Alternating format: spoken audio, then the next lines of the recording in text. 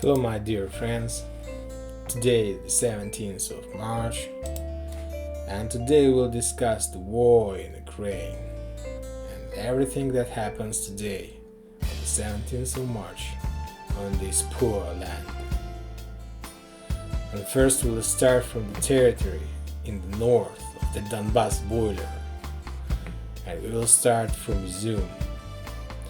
This is a city and a town I spoke about a lot in my previous videos, and I told you that this town is very important. And you know what's the importance of this city is? Yes, there are two bridges across the Seversky Donetsk. And guys, I want to tell you that Russian did it. They crossed the river. They crossed this big F river. And as far as you can see on this map, Russians is already on the, right side of this river. And they're right in front of the Ukrainian forces, main forces base. And they ain't right in the back of the rest of the army that located in the Izum. As far as you can see, this town is split in two parts. The north part is controlled by Russians, and the south one is controlled by Ukrainians, and these two parts are split by the river called named Seversky Donetsk. Russian, they tried to take these bridges many times, but Ukrainian they hold this position. They didn't surrender, and they didn't allow Russians to cross this river. And Russians, they go to the south and they build a pontoon bridge over this place, and they cross the river in the south in the back of Ukrainians. And then very fast they took this city named Kamenka, and they built their position here, and they right in the back of Ukrainians. As soon as the Ukrainians understood that now they have a big problems because they won't be able to leave this town, because Russians now they control two sides of the river. This is the river, this is the river, and this town, this part of the Ukrainian army is between these rivers. So if you ask me, I think that these guys are done. That God will bless their souls. As soon as Ukrainians understood that they have big problems, they start to blow up the bridges.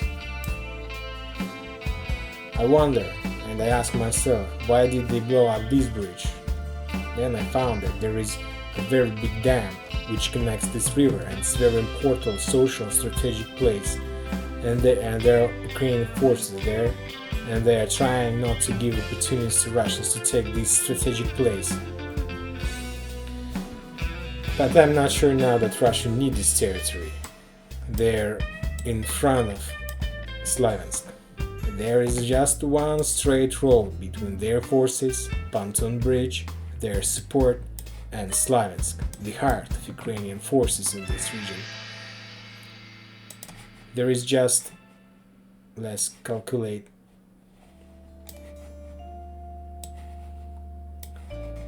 there is just 36 kilometers. It's few hours for the vehicles and armored vehicles. But Russians are not planning to do work fast. They do everything slow, step by step. They try to save their people, and they move to the southwest, I would say. And as far as you can see, this great territory is the territory where the clashes are, where the Russians trying to fight with the Ukrainians. They're pushing them from this territory, and they're trying to prepare their background, their battleground, where they can establish their bases, establish their infrastructure, and to prepare themselves for the final battle in the Donbas border. And this is very important. And as I told you in my previous videos, as soon as Russia will get into this part of the river Seversky Donetsk, It will be the beginning of the Ukrainian end in this territory. If you ask me, I would say that if I was Ukrainian, I would start to clear my front lines, and it will be very difficult to take this army from this side and to move back, and in any case they will do this, or they're planning to leave them there to hold Russian as much as possible. And of course it also will allow to force another army, to the rest of the army, to leave this territory and to build another front line here. Sooner or later I think we'll see this. Another news today came from another city, another heroic city of the Ukrainian war, from the Kharkiv region. There is a city in the southeast of this town named Chuguyev. Today we got the information that Russia also got there. As far as you can see this gray line, that means that this territory is under Russian-Ukrainian battlefield. It's the Russian-Ukrainian battlefield and the territory where the most clashes are. And as far as you know, Russians took this city already. But as far as I know, there wasn't a lot of battles there. So that means that Ukrainians left the town, or they're leaving the town without battles because it's useless and there is no sense in fighting for this town. Maybe because they're planning to leave Kharkiv at all, and I think that sooner or later they will do this to try to save army as much as possible.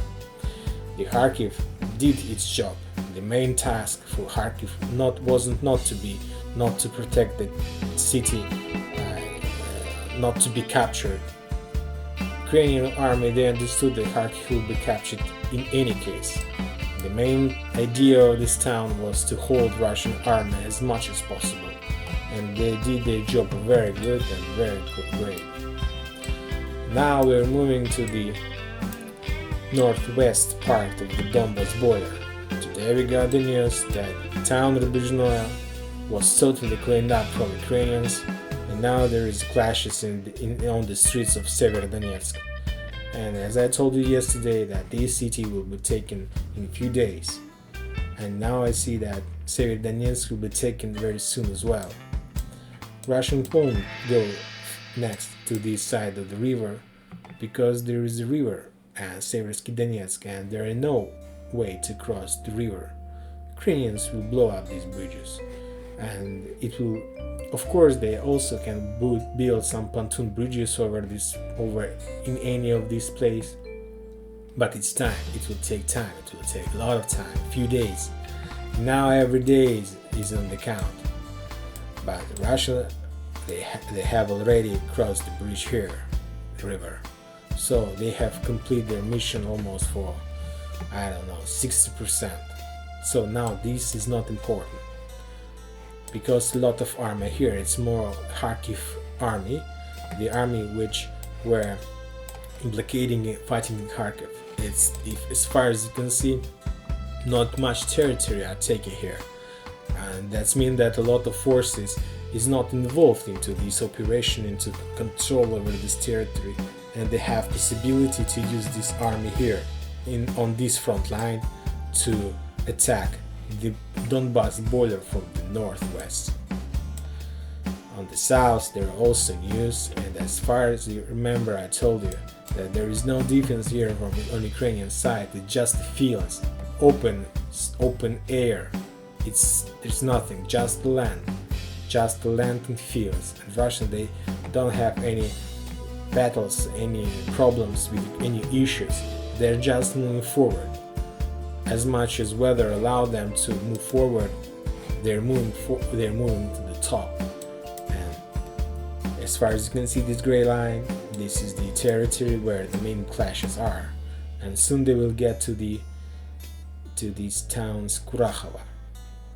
This is another Ukrainian base and another Ukrainian block post where they will meet the Russians, and on this line there will be a front line in the very next future. Today there were now we're moving to the south, to the Mariupol. No news from this town. Russians, they are cleaning up this territory. They're soon, but today I got some comments from the soldiers in this territory, Russian. They told that They promised to their leaders that they will clean and take the city in 3 days, till the end of this weekend. So on Monday, they're planning to take control over this whole city at all. And that's it, guys. For today, there is no more news. There's no more news. Thank you for watching. Tomorrow will be the 18th of March, and tomorrow we will pay more attention to Ukrainians things and to Ukrainian war. Have a good evening.